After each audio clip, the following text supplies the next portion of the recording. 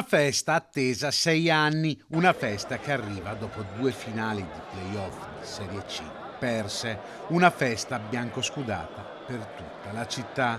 Grazie ad un pareggio e alla sconfitta del Vicenza a Trento, il Calcio Padova è tornato in Serie B.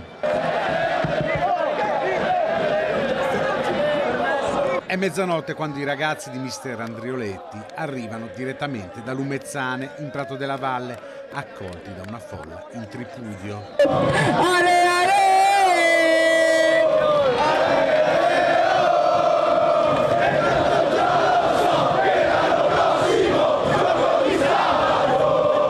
Sulla terrazza del Foro Boario sono i calciatori stessi a intonare i cori, seguiti da una piazza piena di gioia per una promozione attesa da troppi anni.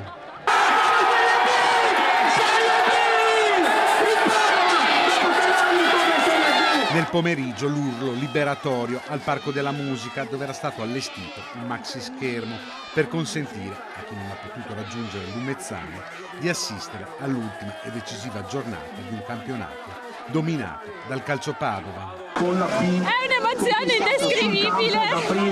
In classifica, sesta promozione. È stato tanto bello. 8 anni di speranza che vada, le abbiamo perse tutte.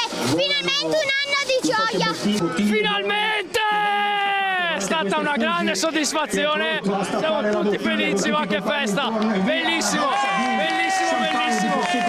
Forti, grandi. Tanta sofferenza, ma ce l'abbiamo fatta. Forza Padova!